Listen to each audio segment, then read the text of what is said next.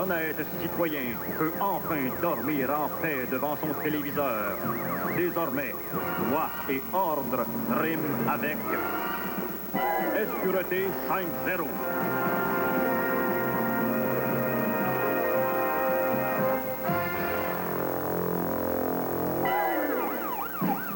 Dans les rues de la mégatropole, la nuit, tous les chars sont gris. Et trop souvent, ils contiennent de sombres canailles qui, eux aussi, ont d'autres crimes à fouetter, la plupart du temps sur le dos d'innocentes multinationales.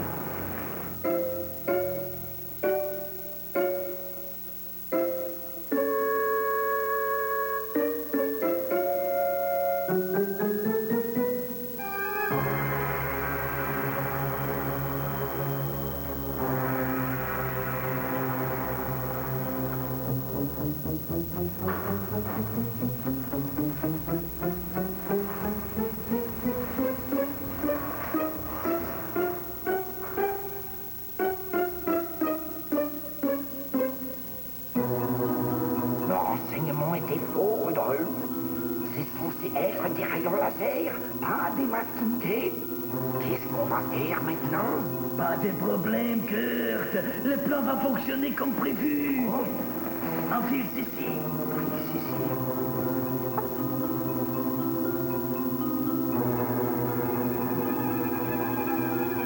Parfait. Kurt, prépare le module de pénétration à ultrasons. J'ai préparé le module de pénétration à ultrasons. Tu es certain que ça va fonctionner, Rudolf? Pas de problème, Kurt. Allez, vas-y.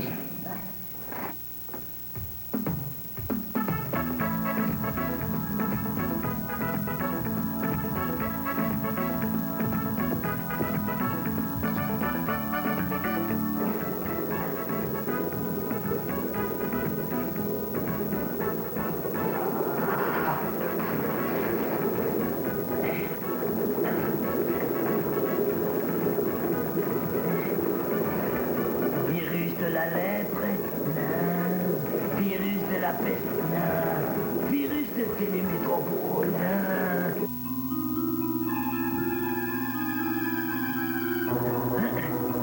Venez de Cobra, venez d'André Arthur. Non, c'est pas ça. Extrait des dessous des bras des grands Antonio? Non. Extrait des Michel Louvain?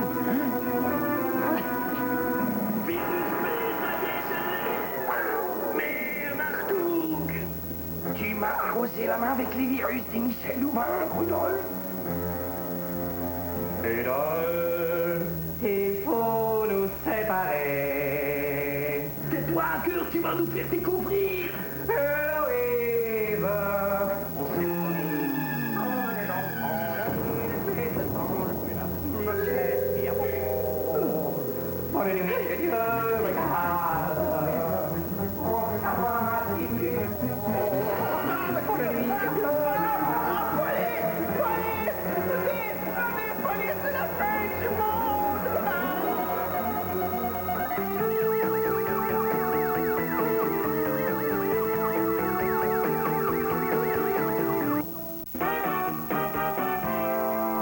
Pendant ce temps, les honnêtes citoyens effrayés qui avaient du mal à dormir pouvaient toujours compter sur le son rassurant des sirènes des patrouilles de nuit pour leur rappeler qu'ils avaient du mal à dormir.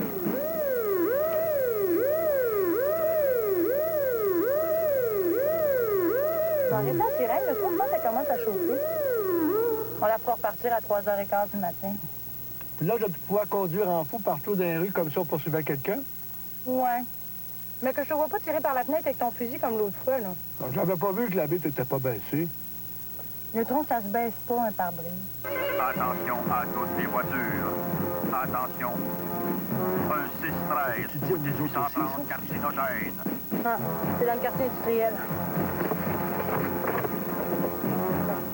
Allons-y. Après une nuit passée à rapetisser les lieux du crime, il ne restait plus à la sécurité municipale qu'à examiner à la loupe les résultats du peigne fin.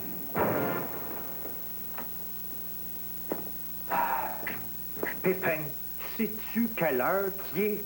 Ben oui, il est 4 heures du matin. Ça a besoin d'être important.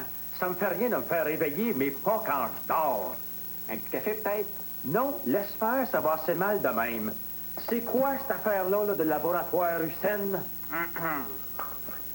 Vers à peu près une heure indéterminée, des individus au nombre inconnu ont profité d'une nuit d'inattention du gardien pour pénétrer on ne sait pas trop comment, dans on ne sait pas trop quel local, pour s'emparer d'on ne sait pas trop quoi.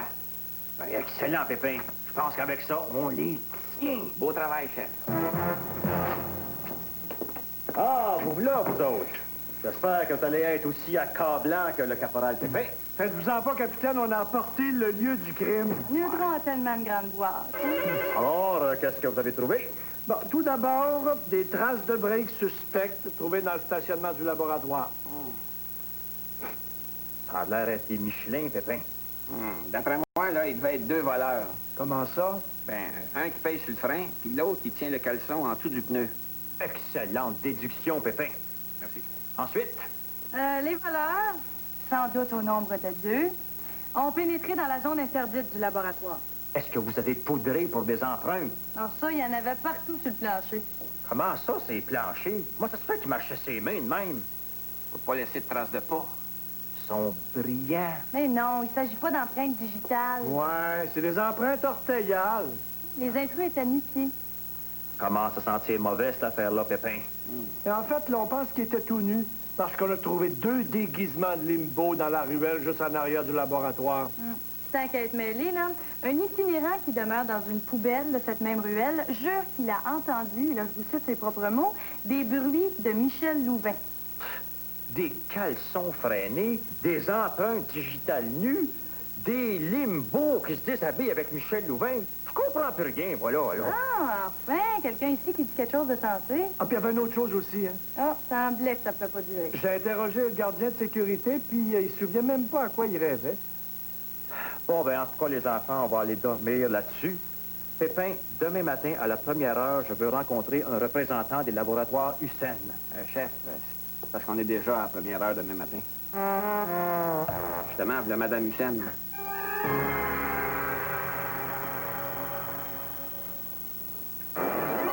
Pendant ce temps, nous nagions toujours en plein mystère. Notre seule bouée de sortie était cette Madame Hussein, une femme d'affaires d'apparence immigrée. Alors, Madame Hussein, je vais devoir tout d'abord vérifier si vous ressemblez à la photo sur votre passeport. Auriez-vous l'obligeance d'enlever votre religion devant votre visage, s'il vous plaît? D'accord.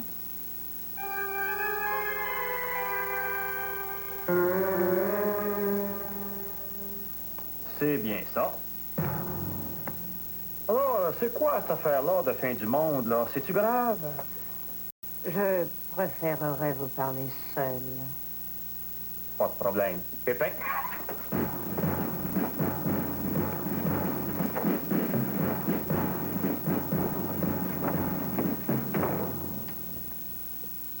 Pépin, on n'entend rien. Pour moi, la porte est encore défectueuse. Capitaine Brouillard!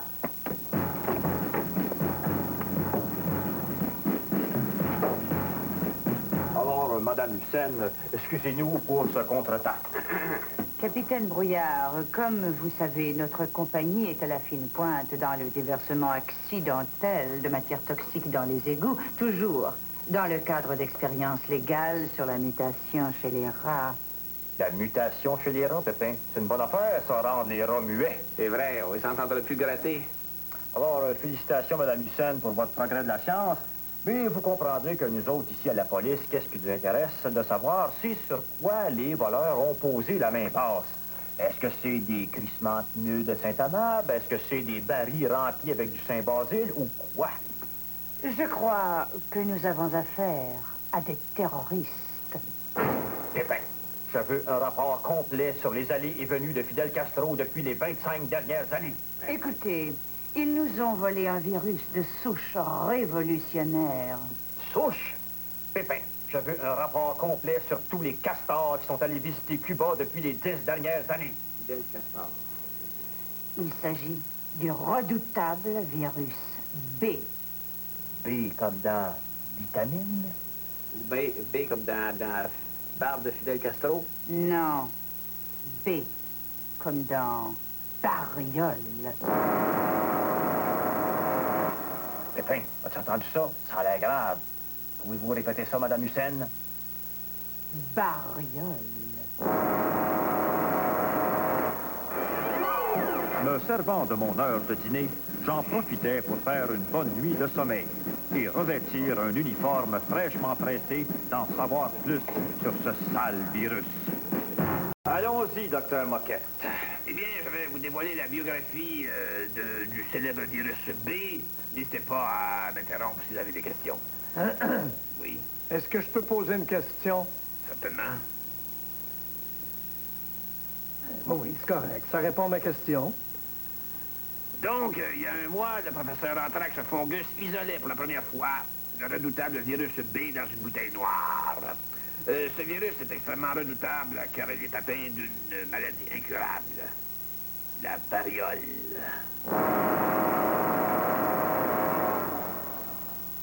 Mais qu'est-ce que ça fait, ça, la variole? Voyons. Ça fait rien, Neutron, ça fait... Je vais vous montrer ce que ça fait. J'ai une vidéo d'une expérience secrète du professeur Fungus. Le sujet témoin va ingurgiter une boisson alcoolisée bon marché dans laquelle le professeur a injecté une microdose du virus. Dans les heures qui suivent apparaissent les premiers symptômes de la variole. La maladie commence par s'attaquer aux tissus. On observe l'apparition de plaques rouges ou de taches multicolores, et même à certains endroits, des points verts ou mauves.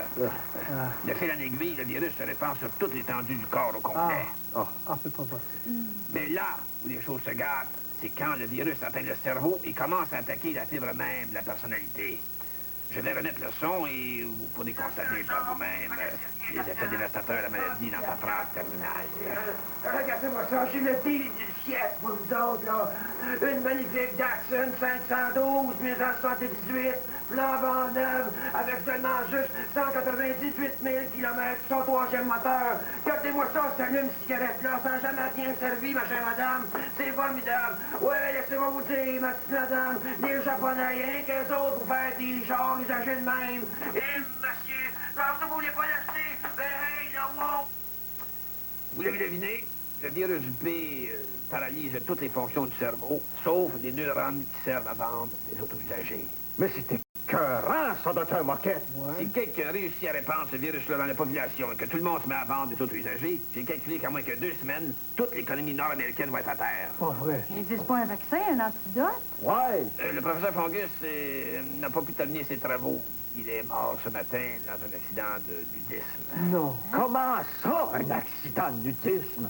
Il avait un billet d'avion pour Tahiti, mais quelqu'un a changé ce billet-là pour le Groenland. Quand le professeur s'en est aperçu, il était trop tard. Il était déjà mort gelé. Mais ne vous inquiétez pas, j'ai tous les détails ici dans ce livre que je vends pour la modique somme de 2,44 $. Qu'est-ce qui va se produire si la population apprend ça? Eh bien, je pourrais toujours faire imprimer une réédition. C'est pour ça que rien de tout ceci ne doit transpirer. Je veux que vous agissiez comme de véritables right guard. La panique de la population en dépend.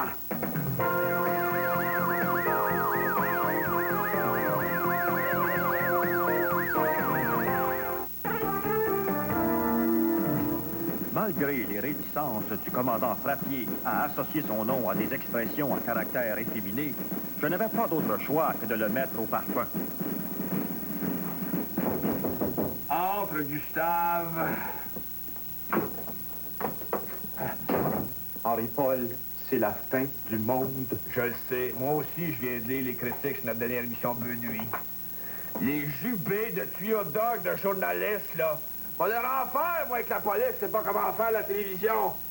Comment ça, nos chroniques sont ennuyantes à mourir, insipides à l'os, ridicules à mourir? Mais qu'est-ce qu'ils veulent dire par ça, les saladieux de critiques? Qu'est-ce qu'il faut faire? Calme-toi, Henri-Paul. Tu vois bien qu'ils savent plus quoi dire pour descendre la police. De toute façon, à soir, on a notre nouvelle chronique qui s'appelle Ticket en direct. Un mélange d'insolence d'une caméra puis de surprise, surprise. Tu jamais vu? Là, tu jases. Justement, Henri-Paul, parlant de jaser, es-tu au courant que la sécurité municipale est assise sur une patate chaude? Ouais, le fameux virus, là. Je pense qu'on a affaire à des terroristes, Henri-Paul. Desquels? Pas les saint-suaires de Moumoune de Greenpeace, j'espère? Ben, on ne sait pas encore. Il y a rien qu'une affaire qu'on sait, c'est que des millions de personnes peuvent être contaminées. Tu sais que ça peut être bien mauvais pour la police, Gustave. Ah oui, j'imagine, hein, le carnage, le pillage, les émeutes. Non, des heures supplémentaires. Écoute, Henri-Paul, je te garantis qu'il n'y a pas un journaliste qui va être capable d'ouvrir la bouche d'un de mes policiers, même avec une crowbar. T'es mieux, Gustave, parce que tu vas te faire parler dans le casque.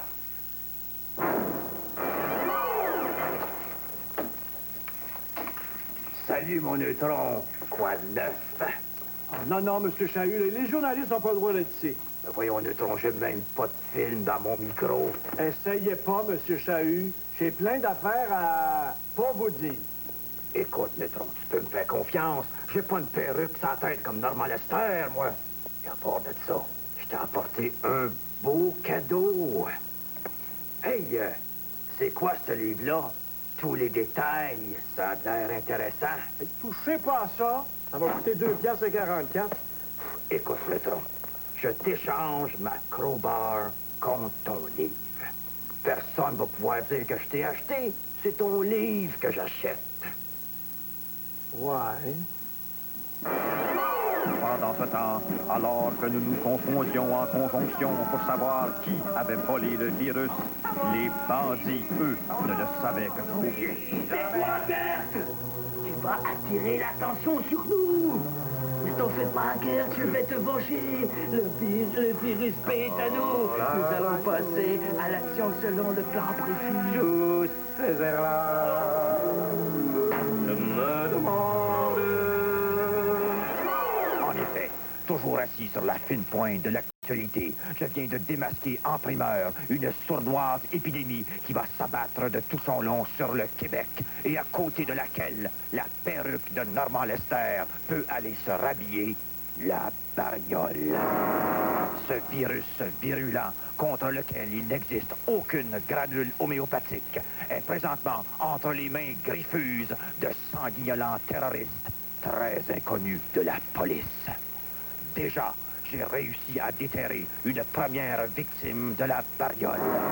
L'homme d'affaires, Tommy Maculotte, dont la chronique nécrologique n'est plus à faire et dont j'ai rencontré en main propre dans un corridor d'hôpital d'urgence l'épouse éplorée de... Madame Maculotte, pourriez-vous nous expliquer comment les circonstances ont entouré votre mari?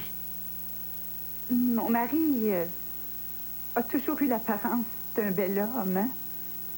Vous savez, c'est le propriétaire des galeries du Carrefour, de l'entrepôt, du fer du prêt-à-porter, des manufacturiers du Bon Marché pour taille forte, moderne, du Roi de la Patate, de la warehouse, du château, des balcons, du vêtement de l'habit. Ce matin, il est entré dans la salle de bain. Et puis, quand il est ressorti, il était tout changé. Il y avait un veston mauve avec des barres vertes et puis un pantalon saumon. Ça lui faisait tellement mal. Un témoignage qui déchire les larmes des yeux. Surtout que Madame Maculotte est sans nouvelles de son mari depuis que celui-ci a vendu l'ambulance qui l'amenait à l'hôpital. Heureusement, à l'instant même dont je vous parle, on m'informe que mon reportage a commencé à provoquer des émeutes. La colère populaire s'en prend au bouc émissaire étalé dans les vitrines de linge du centre-ville. Et que dire de ce rien que fait la sécurité municipale pendant ce temps?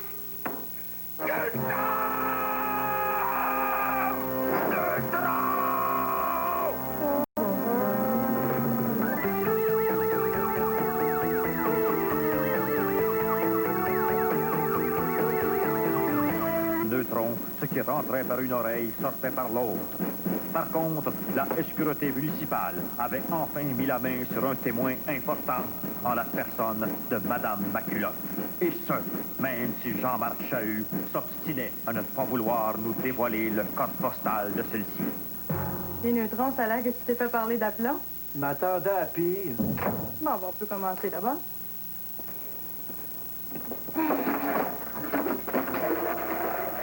Dites-moi, Madame Maculotte, à quel moment vous êtes-vous aperçu que quelque chose n'allait pas chez votre mari? C'était au petit déjeuner. Mon mari était en bas. J'ai mis du pain dans le toaster et puis il remontait plus. Qu'est-ce qui remontait plus? Votre mari ou les toasts? Les deux. Les deux toasts? Non, c'est un grille-pain à 4 tranches qu'on Oui, a. mais est-ce que c'était les deux toasts à vous ou à votre mari? Essayez de vous rappeler, c'est très important. Coudon, est-ce qu'il y a toujours une crowbar dans la tête, lui? Non, faites-vous-en pas, le constat a l'air habituellement rien dans la tête. Mais la journée avant que votre mari tombe malade, avez-vous remarqué quelque chose d'inhabituel? Oh, bien. Il y a un préposé de la compagnie de téléphone qui est venu. Il a installé un nouveau siège de toilette. Ah? Essayez de me décrire cet homme-là. Pensez-y bien, là. Même un détail insignifiant. Oh, j'y pense, là. Je l'ai pas remarqué tout de suite, mais l'installateur était tout nu. Mais vous n'avez pas trouvé ça étrange? Non. Ben, je me suis dit que ça devait être un préposé au téléphone obscène, hein? Du genre qui respire fort? J'ai pas remarqué. Mais avant de partir, il a laissé une enveloppe, par exemple. C'est juste après la disparition de mon mari que je me suis rendu compte que c'était pas une facture d'installation. Neutron, arrive. Oh, le complexe vestimento-industriel et leur laquais de la guenille. Tommy Maculotte n'est que le premier. Nous vaincrons. Vive le Québec nu. Qu'est-ce que c'est ça? C'est un communiqué du FLNU, chef. C'est quoi, ça, le FLNU? C'est un groupe nudiste extrémiste qui va imposer l'abolition du linge par la terreur. Le fait que le virus B soit entre leurs mains, c'est comme si tout le Québec était assis sur une bombe atomique. Faut faire quelque chose immédiatement. On pourrait aller dîner? Bonne idée.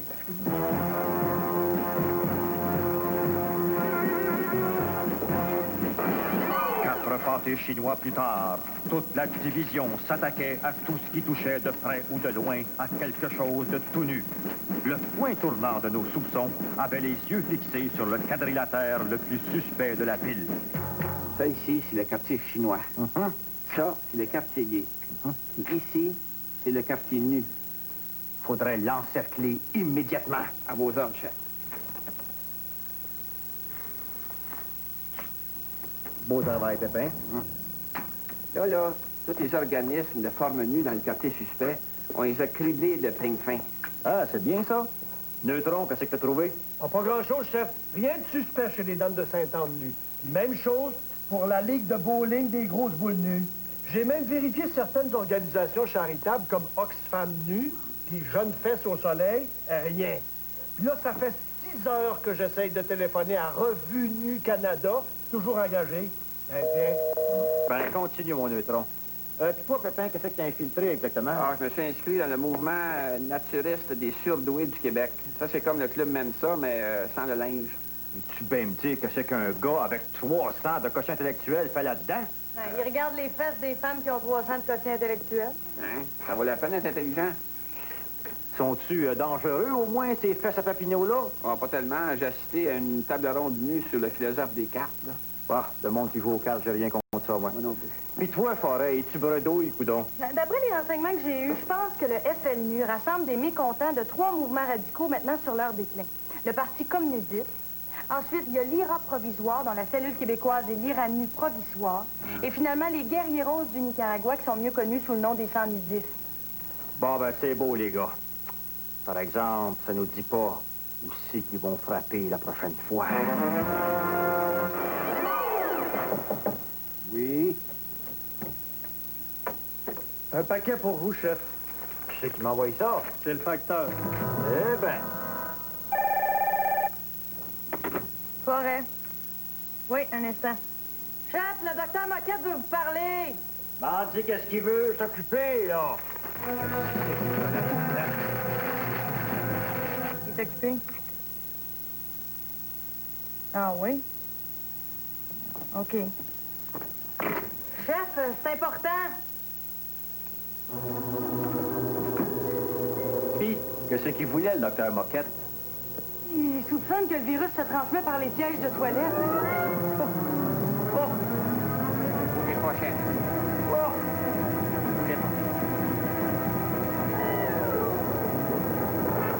Donc, je passe ça, Pépin. C'est contaminé. Il n'y a pas de danger, j'ai mon gant. Pépin! Bouge pas! Maison, trouve quelque chose pour mettre ça dedans. Ma mère avait raison. On sait jamais quand est-ce qu'on peut avoir besoin d'une paire de caleçons propres. OK, bouge pas. On y va. Attention. Touché à rien, là? J'appelle le docteur Moquette. Quelques minutes plus tard, le docteur Moquette confirmait pour 2,44 $ seulement nos pires pressentiments. D'un seul attentat, le FLNU venait de décapiter l'herbe sous le pied de 60% des effectifs de la division 5-0. C'était 2,44 $. Bon, maintenant, fixez ceci. C'est ce que je craignais. Vous avez le même symptôme que le caporal Pépin. Vos pupilles se dilatent quand je vous montre la photo d'une Balia en 1971. C'est la variole. Docteur Moquette, qu'est-ce qui va nous arriver? Écoutez, vous avez touché le siège de toilette seulement quelques instants. C'est pas comme si vous l'aviez avalé. La maladie va progresser graduellement. Vous devriez être capable de conserver la plupart de vos facultés pour environ 48 heures. 48 heures? Mais vous n'aurez jamais le temps de trouver un antidote? Au contraire, mes recherches sont complétées déjà aux 2 tiers. J'ai déjà trouvé une étiquette avec le mot bariole. J'ai déjà trouvé une seringue. Tout ce qui me laisse à trouver, c'est de quoi mettre dedans. Allez-y, docteur Moquette. Vous êtes mon seul espoir.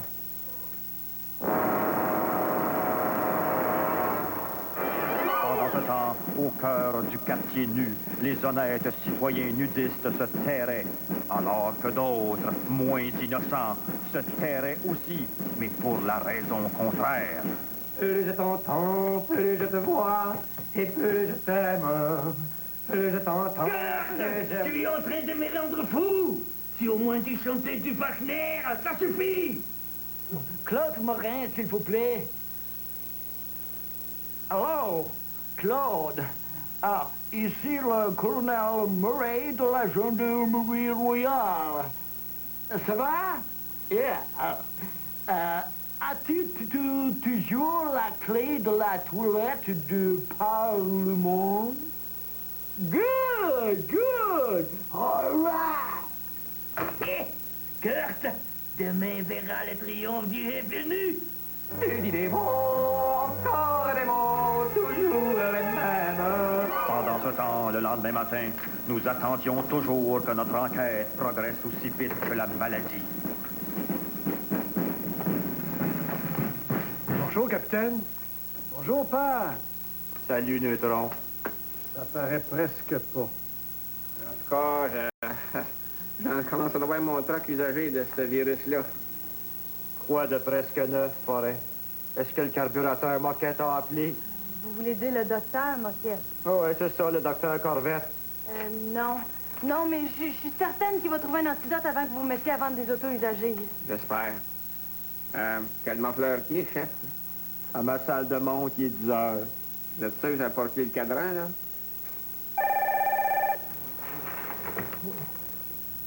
Quoi? OK. Le FLNU vient frapper. Où ça? À la télévision. Du FLNU. Le reportage de notre reporter Jean-Marc Chahut après cette pause publicitaire.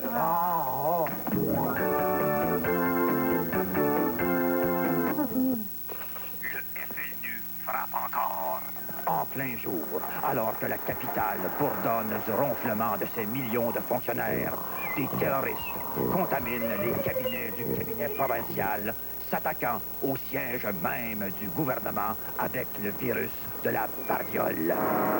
Bien sûr, les derrières de la politique tentent de camoufler l'ampleur innombrable des élus touchés dans leurs fonctions vitales pour l'exercice de la nation.